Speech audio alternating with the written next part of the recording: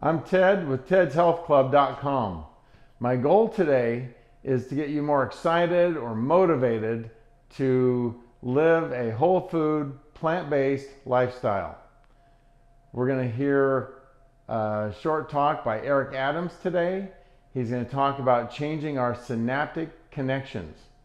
Then we're going to hear from Dr. Dean Ornish, and he's going to tell you some of the benefits that some of his heart disease patients and diabetes patients have seen by cutting out all animal products from their diet. But first, I want to show you how I make my own granola. And you might say, well, why would you make your own granola? Well, one of the ingredients that these doctors will talk about trying to keep out of your life, trying to eat unprocessed food, oil is one of the most processed foods there is. If you want olive oil, eat an olive. You have the fiber there so your body can assimilate all the ingredients of the olive. If you want avocado oil, eat an avocado. So trying to stay away from unprocessed food, and oil is one of the most processed foods. It takes 1,000 olives to make a gallon of olive oil, and you lose all that fiber. So it's hard to find granola without oil in it, and without sugar, and without preservatives. So I make my own, and it's not that hard. So I start off with rolled oats, and I put a mixture of rolled oats and steel cut oats. You don't have to use the steel cut oats, you can just use rolled oats, but don't use instant oats. Stay away from those completely.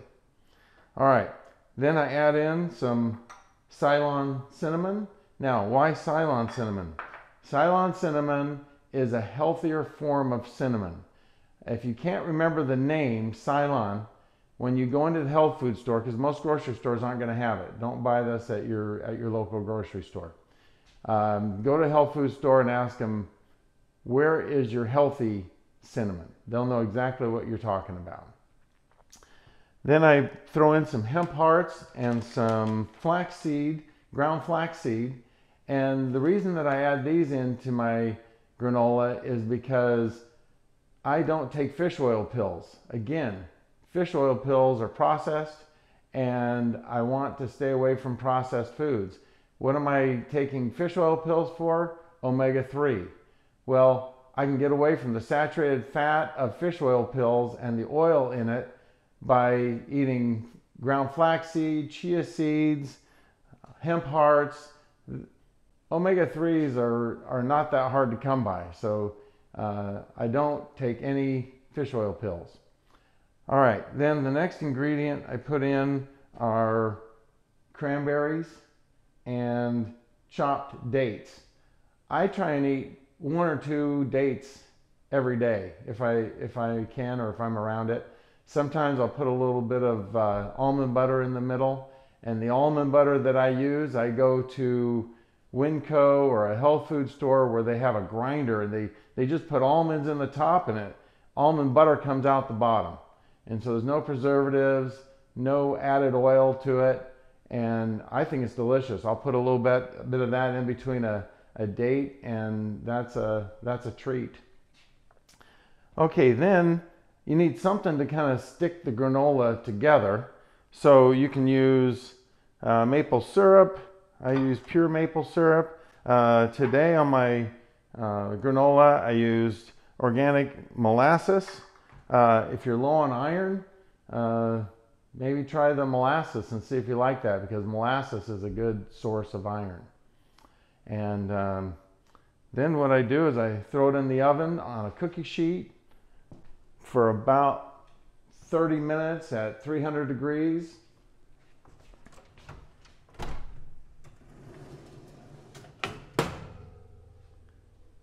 Comes out a little bit browned and perfect.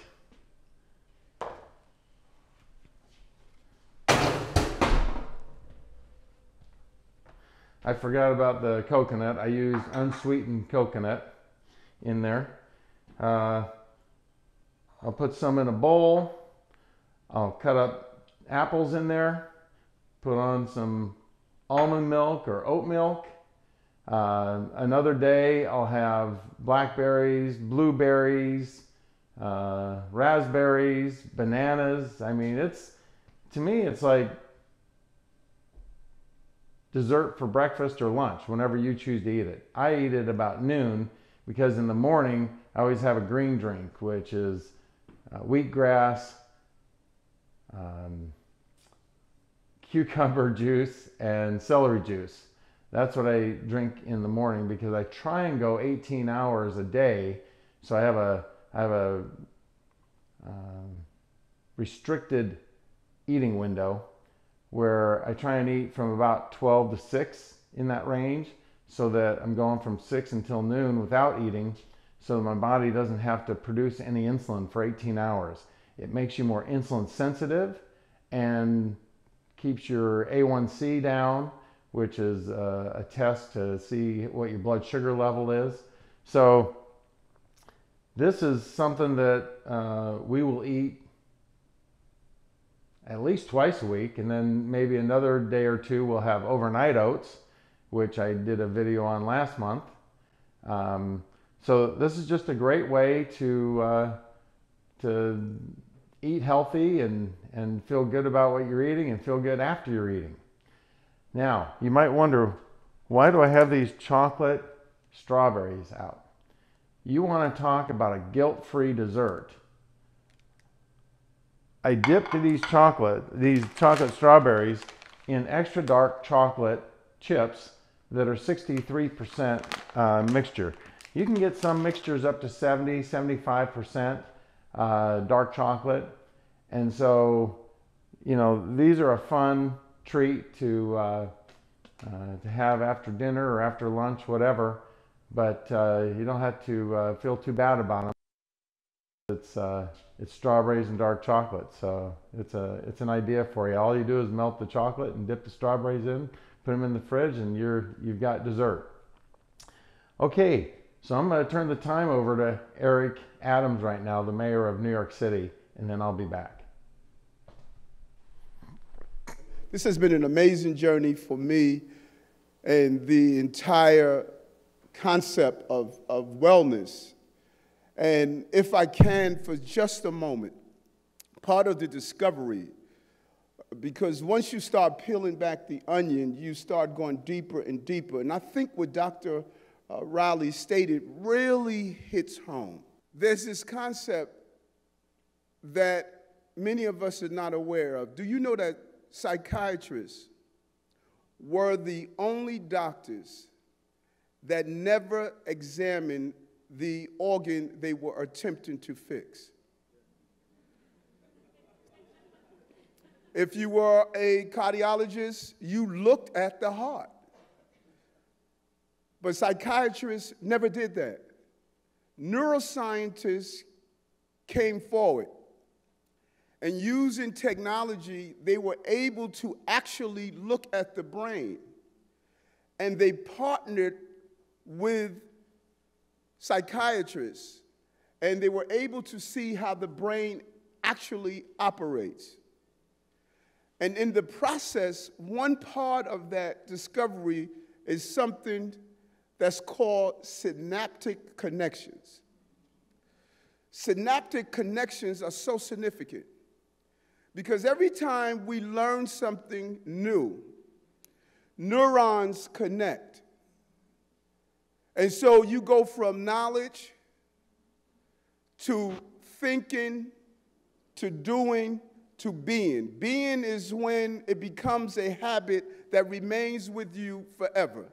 When you wake up in the morning and you brush your teeth, you don't think about putting the toothpaste on, dampening the toothpaste and brushing your teeth. You don't think about dressing yourself, tying your tie. In fact, some of you, if you were to do a real analysis, can't even tell you what route you took to get here today because you're so used to coming here that the synaptic connections are so solid. And once you are in the state of being, the synaptic connection becomes part of you and it becomes part of a habit and you no longer have to think through it. Now, this is not a 9 o'clock biology class, but this is important.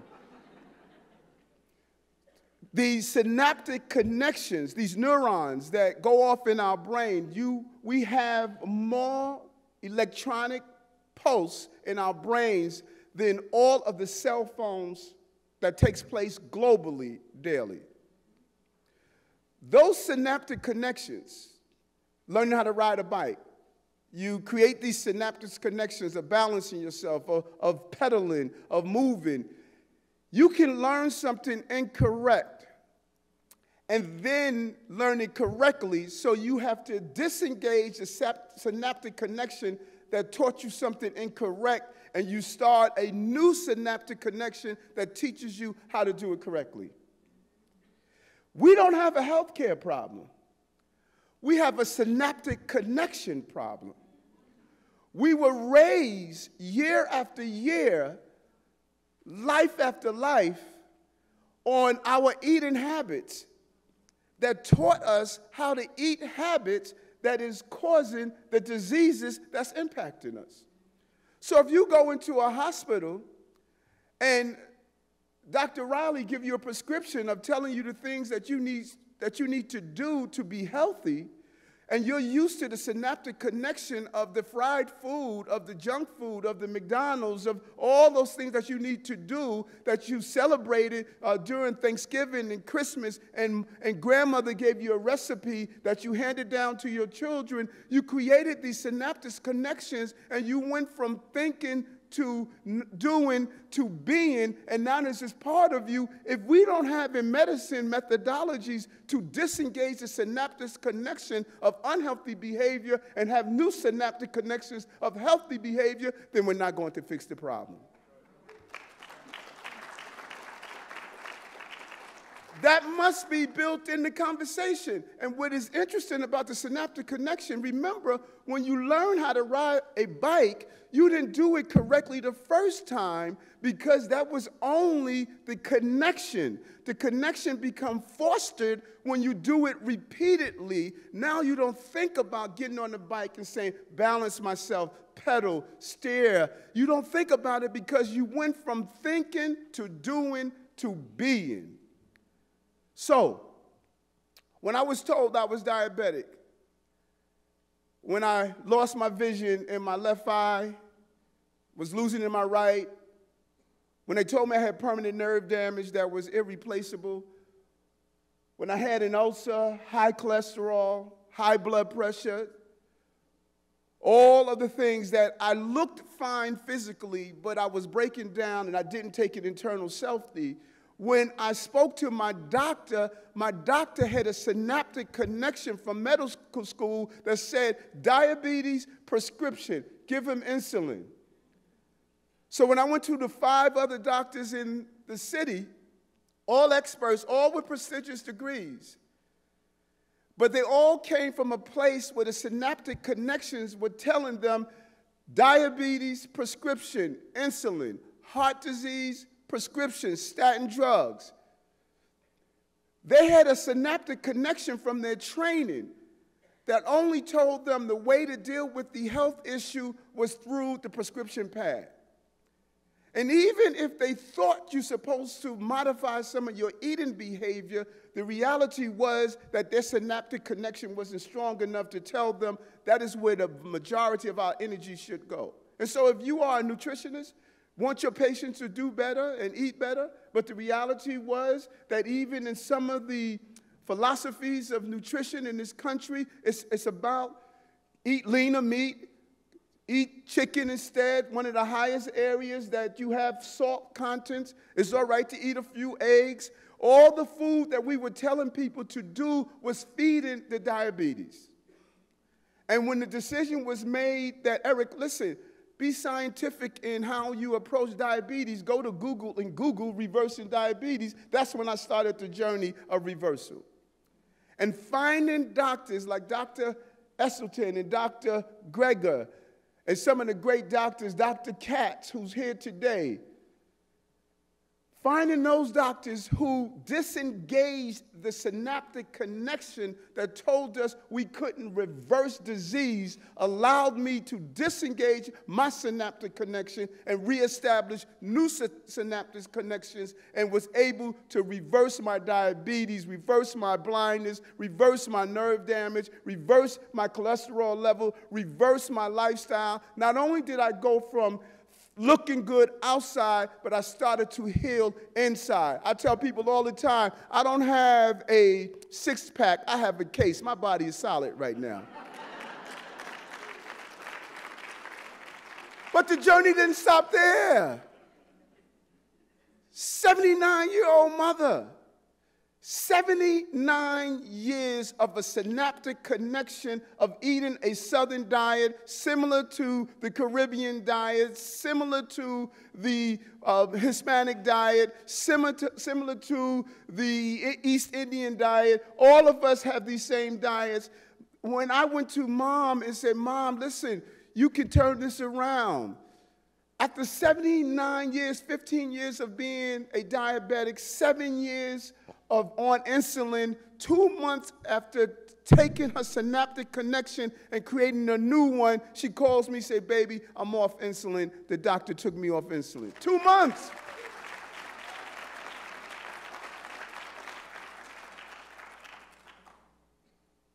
Where we are going is so amazing.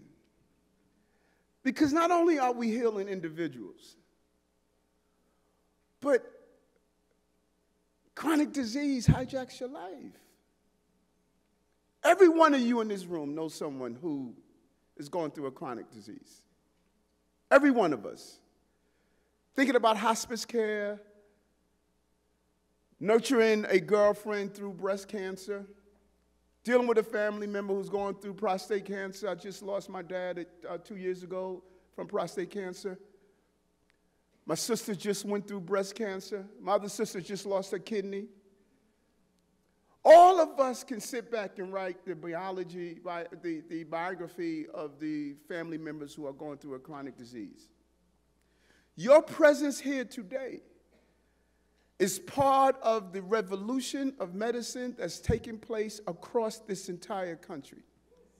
And it's starting here in the borough of Brooklyn. What we are doing is amazing. Removing processed meat from our schools, a type 1 carcinogen by the WHO. Our children, our babies are going to eat healthy.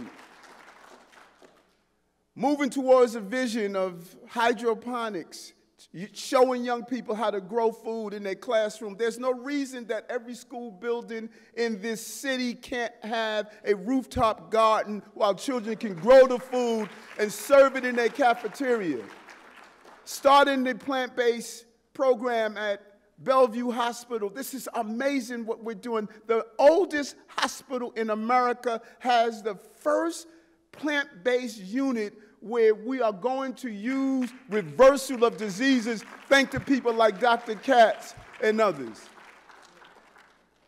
Bringing in our faith-based institutions. One of the most unhealthy places we assemble is in our churches, our synagogues, and our mosques, where we're talking about the beauty of God wants us to be fruitful and multiply, yet we're becoming toxic and die from the food we're serving every day. Changing the game. Disengaging the synaptic connections that taught us how to eat unhealthy and be unhealthy, and reconnecting a new synaptic connection to show us how to live and how to prosper. That's what this journey is about. And I'm going to give all of me to help us at least have the information so we can make intelligent decisions. The determination of live with diabetes is over. Live with heart disease is over. Live with conditions is over. We're now moving into a new mindset, a new synaptic connection. We're moving to a direction of reversal. And all we want to do today with all of you is to just give you a new synaptic connection. And you will go from thinking to doing to being. Let's heal. Okay, we're going to try and help you change your synaptic connections. This is a cartoon, and the doctor is talking to his patient, and he says, I can operate, or you can go on a strict diet. The patient says, you better operate. The doctor said, are you sure? And the patient says, my insurance doesn't cover a strict diet. We have to change our thought processes. This is a cartoon that is made famous by Dr. Ornish, and it shows these doctors cleaning up the mess caused by what we're eating. And they're dealing with the problem, not with the cause. So you've got to change what you put into your body. Okay, well, this is a list of the top 15 killers in Western culture. And you can see heart disease is number 1, cancer is number 2, emphysema 3, stroke 4. All these can be helped by a whole food, plant-based, unprocessed diet. Now, number 5 is the only one on the list of 15 here that can't really be helped with a whole food, plant-based diet. Obviously, if you get into a car accident and die, it wasn't because you're on a whole food, plant-based diet. But Alzheimer's disease can improve, diabetes can be reversed, kidney failure can be prevented in most cases, pneumonia, suicide. And you might think, well, how can suicide be helped with it? Well, if you're feeding your gut biome, your microbiome, your good bacteria in your gut, if you're feeding it enough fiber and resistant starch, your 90% of your serotonin that your body produces comes from your microbiome, from your gut. So you've got to be feeding it enough materials, enough fiber for it to produce that, and it can really help your mental state. Blood infections can be helped, liver diseases, high blood pressure, Parkinson's disease, and pneumonitis, which is a form of pneumonia, but it's basically lung problems. So basically, this statement says it all. The future of healthcare will involve an evolution toward a paradigm where the prevention and treatment of disease is centered not on a pill or surgical procedure, but on another serving of fruits and vegetables. That's where we need to move to. I'm going to introduce Dr. Ornish now, and I think you'll really like what he has to say. Well, it's true. For the last 40 some odd years, I've been directing research showing that simple lifestyle changes can not only stop but even reverse the progression of the most common chronic diseases. And everything we've done was thought impossible before we did that. And it's one of the reasons why I spent so many years doing research, because, properly done with the leading collaborators and published in the top peer-reviewed journals, can redefine what's possible for people. And by doing so, it can give, at this point, literally millions of people new hope and new choices we didn't have before. When I started doing work on heart disease, for example, it was thought that the best you could do would be to slow down the rate at which your arteries got clogged, but you couldn't even stop it and certainly not reverse it. But we showed that it's kind of ounce of prevention, pound of cure, that it takes a lot to reverse an existing chronic disease. But we showed that if people were willing to make big enough changes, we showed for the first time they could actually get better and better over time instead of worse and worse. And the lifestyle changes are really simple. It's a whole foods, plant-based diet that's low in fat and sugar, mostly fruits, vegetables, whole grains, legumes, soy products, as close as possible as to how they come in nature. Moderate exercise, like walking a half an hour a day with some strength training. Various stress management techniques, usually like meditation and yoga-based stretching and breathing and other techniques like that. And support groups, spending more time with your friends and family and loved ones. The book Undo It begins with one of my favorite quotes, which is from Albert Einstein, that says, if you can't explain it simply, you don't understand it well enough. And so I reduce it down to its essence, eat well, move more, stress less, love more. Boom, that's it. And the more diseases we study, the more scientific evidence we have to show just how powerful these simple approaches can be. And I think our unique contribution has been to use these very high-tech, expensive, state-of-the-art scientific measures to prove how powerful these very simple and low-tech and low-cost and often ancient interventions can be. So we went from heart disease, then we found that these same lifestyle changes could stop or reverse the progression of men and women who had early stage, who had type 2 diabetes, high blood pressure, high cholesterol, obesity. We did the first randomized trial showing that these lifestyle changes could help reverse the progression of early stage prostate cancer in men. And what's true for prostate cancer is almost certainly going to be true for breast cancer in women.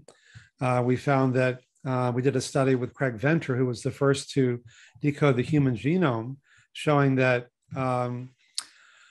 when you change your lifestyle, it changes your genes, turns on the good genes that keep us healthy, turns off the ones that cause us to get sick. And then we did a study with Elizabeth Blackburn, who got the Nobel Prize for her pioneering work on telomeres, the ends of our chromosomes that regulate cellular aging. And she found that over time, the telomeres, as they begin to replicate, get shorter. And as our telomeres get shorter, our lives get shorter, and the risk of all these different chronic diseases goes up proportionate to the shortening. We found for the first time that we could actually lengthen telomeres.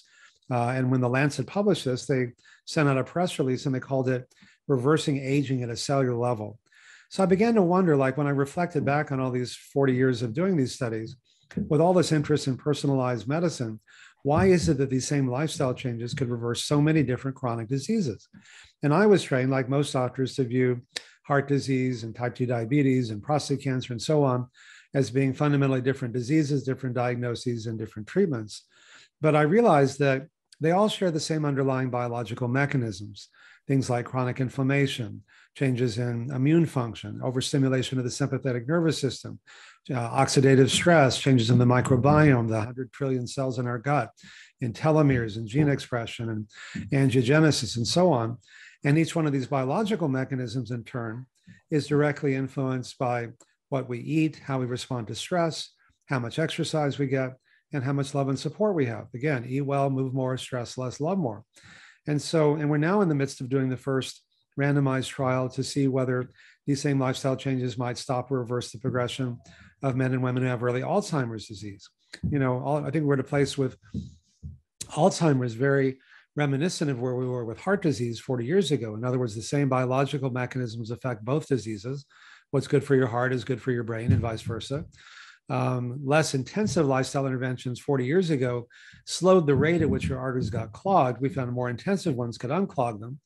I think there's some studies showing that less intensive lifestyle interventions help to slow the progression into dementia. Our theory is that more intensive ones may perhaps stop or reverse it. And if we can show that, that'll be in many ways our most important work to date, because there are no drugs that can even stop it from getting worse. So if we can stop it or reverse it, and again, it's still an if, but I'm cautiously optimistic, that'll give millions of people new hope and new choices. And my mom died of Alzheimer's. I have one of the genes for it, so I have a personal interest in this as well.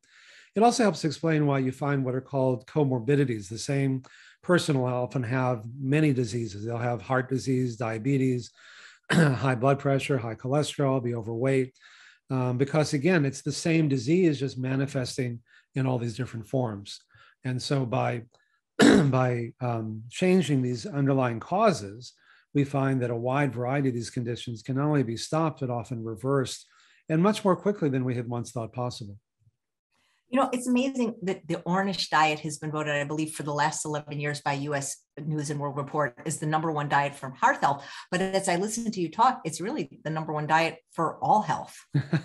Well, it's true. And that's lifestyle medicine is a field that I helped create, as you mentioned earlier, which is using lifestyle changes not only to help prevent disease, but to stop and even reverse it. And it's not like there's one diet for reversing heart disease, a different one for prostate cancer, a different one for breast cancer, a different one for Alzheimer's. It's really the same for all of them. Just like you don't have to do one type of exercise to help this disease or that disease or another. It also helps explain why entire countries, 50 years ago, Asia, if you were living in Asia, they had very low rates of all these chronic diseases until they started to eat like us and live like us and all too often die like us. So on a national scale, we can see that these same ideas are really true. I hope you enjoyed listening to Eric Adams and Dr. Ornish. You learned so much from these people. I've heard so many talks, Dr. Esselstyn, Dr. McDougall, Dr. Greger, I could go on and on.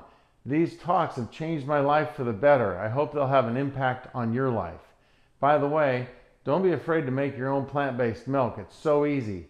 All you do is put some filtered water into a blender and you throw in some oats, some almonds, cashews, walnuts, whatever you like, and blend it up and pour it through a sieve, and you've got plant-based milk. It doesn't have any preservatives.